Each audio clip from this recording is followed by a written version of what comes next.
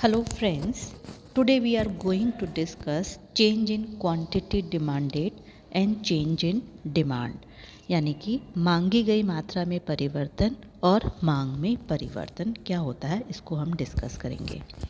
First we will discuss change in quantity demanded, मांगी गई मात्रा में परिवर्तन।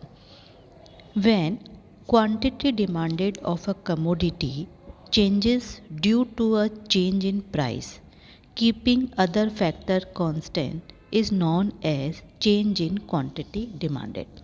यानी कि जब किसी वस्तु की मांगी गई मात्रा में मूल्य में परिवर्तन होने के कारण परिवर्तन होते हैं, बाकी सभी फैक्टर्स को स्थिर रखा जाता, उनमें कोई परिवर्तन नहीं होता। जैसे उपभोक्ता की आय है या प्रतिस्थापन वस्तुएं हैं या उपभोक्ता की आदत है, उसमें परिवर्तन नहीं है। केवल और केवल मूल्य में परिवर्तन से जो मांगी गई मात्रा में परिवर्तन होता है उसे बोलते हैं change in quantity demanded. It is graphically expressed as a movement along the same demand curve. इसमें एक ही मांग वक्र पर उपभोक्ता ऊपर या नीचे आता है। There can be either a downward movement which is known as the expansion in demand or an upward movement which is known as contraction in demand along the same demand curve। यानी कि एक ही मांग वक्र पर उपभोक्ता अगर नीचे आता है तो उसे हम बोलेंगे मांग का विस्तार यानी कि एक्सपांशन, और अगर उपभोक्ता नीचे की ऊपर की तरफ जाता है तो इसे बोलेंगे मांग का संकुचन। इसे हम एक ग्राफ की मदद से समझते हैं कि क्या होता है ये। इसमें आप देखिए हम पढ़ रहे हैं extension and contraction of demand, यानी कि मांग का विस्तार और संकुचन। क्या होता है, केवल ओ वाई एक्सिस ये वाला है और ओ एक्स एक्सिस ये वाला है, ठीक है।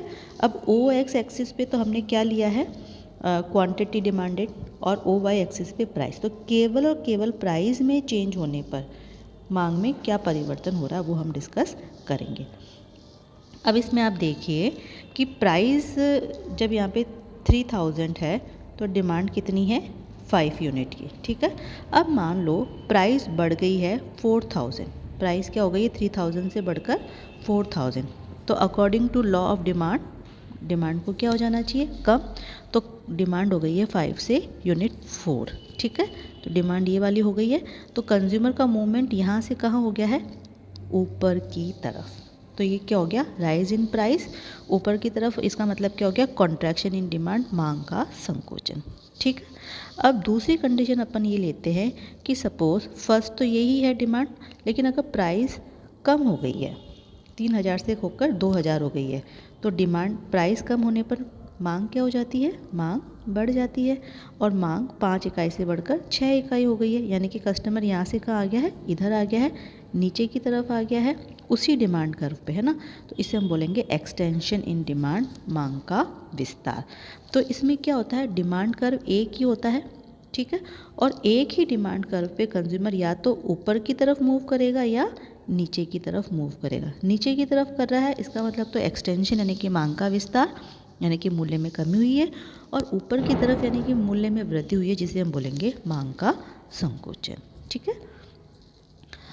तो expansion in demand refers to a rise in the quantity demanded due a fall in the price of commodity, other factor remaining constant. यानी कि एक्सपांशन में प्राइस क्या हो जाती है, बढ़ जाती है, और डिमांड कम हो जाती है। इसमें उपभोक्ता मांग वक्र में नीचे की तरफ आएगा। कॉन्ट्रैक्शन में it refers to a fall in the quantity demanded due a rise in the price of a commodity, other factor remaining constant. यानी कि केवल और केवल मूल्य में परिवर्तन के कारण ही मांग में परिवर्तन होता है। Now second topic is change in demand. उसका क्या अर्थ होता है मांग में परिवर्तन का। When the demand of the commodity changes due to change in any factor other than the own price of the commodity, it is known as change in the demand. यानी कि वस्तु का मूल्य स्थिर है, लेकिन दूसरे फैक्टर में चेंज होने के कारण अगर मांग में परिवर्तन होता है तो उसे हम बोलेंगे मांग में परिवर्तन। It is expressed as a shift in the demand curve. और इसमें हमें एक दूसरा ही मांग वक्र मिलता है, सेम मांग वक्र नहीं होता है। तो इंक्रीज इन डिमांड का मतलब, इंक्रीज इन डिमांड यानी कि जब मांग में वृद्धि होगी तो जो डिमांड कर्व है वो राइट वर्ड शिफ्ट हो जाएगा ऊपर की तरफ। It refers to a rise in the demand of a commodity causes due to any factor other than the own price of the commodity, यानी कि वस्तु का मूल्य स्थिर है लेकिन किसी और कारण से मांग बढ़ गई है। अब वो और कारण कुछ भी हो सकता है उपभोक्ता की आय बढ़ गई है तो मांग बढ़ गई है, लेकिन मूल्य वही है। जैसे कि मान लो कोई वस्तु पहले 10 रुपये प्रति किलोग्राम आ रही थी, ठीक है, अभी भी 10 रुपये प्रति किलोग्राम है, लेकिन उपभोक्ता की आय बढ़ने से उसकी मांग बढ़ गई, ठीक है ना। तो रीज़न क्या हो गया है, प्राइस नहीं है, कोई दूसरा फैक्टर है। तो इस सिचुएशन में जब मांग बढ़ती है तो we will get a new demand curve, जो कि राइट वर्ड शिफ्ट हुआ होता है। कैसे, इसको भी अपन समझ लेते हैं। ये देखिए आप, इसमें ये ओरिजिनल डिमांड कर्व है डी, ठीक है। अब अगर डिमांड ओ क्यू से बढ़कर ओ क्यू वन हो गई है, ओ क्यू से बढ़कर क्या हो गई है, ओ क्यू वन पूरी यहाँ तक हो गई है, मांग बढ़ गई है, लेकिन प्राइस जो है वो स्टेबल ही है, प्राइस में कोई चेंज नहीं हो रहा। तो अब पहले जो डिमांड क्या थी, आप ही देखिए, पहले डिमांड थी डी, ठीक है, जिस पे प्राइस क्या थी, ये ओ पी प्राइस है और ओ क्यू डिमांड है।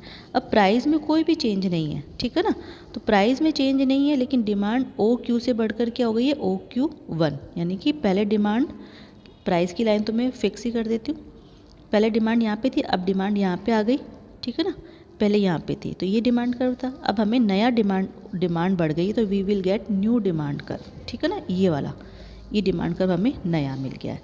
तो ये राइट वर्ड शिफ्ट होने का मतलब है इंक्रीज इन डिमांड। इसका उल्टा भी हो सकता है कि जो डिमांड है वो कम भी हो सकती है, अगर डिमांड ओ क्यू से घटकर ओ क्यू टू हो जाती है, यानी कि यहाँ से कम होकर केवल इतनी रह जाती है, तो we will get new demand curve, जो कि क्या है, लेफ्ट वर्ड शिफ्ट है। लेफ्ट वर्ड शिफ्ट का मतलब है डिक्रीज इन डिमांड। लेकिन ये क्यों हो रहा है, प्राइस में चेंज नहीं हो रहा, कोई और ही फैक्टर है, हो सकता है उपभोक्ता की आय कम हो गई है।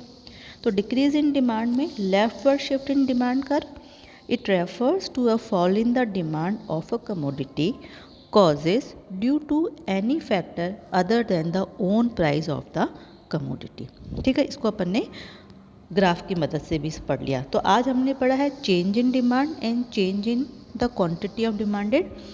Change in the quantity of demanded में एक्सपांशन और कंट्रैक्शन होगा, जबकि चेंज इन डिमांड में increase and decrease in demand होगा। Increase and decrease in demand में हमें नया डिमांड कर्व मिलता है, और लेकिन एक्सपांशन एंड कंट्रैक्शन में सेम डिमांड कर्व पर ही कंज्यूमर ऊपर या नीचे होता है अकॉर्डिंगली। Thank you.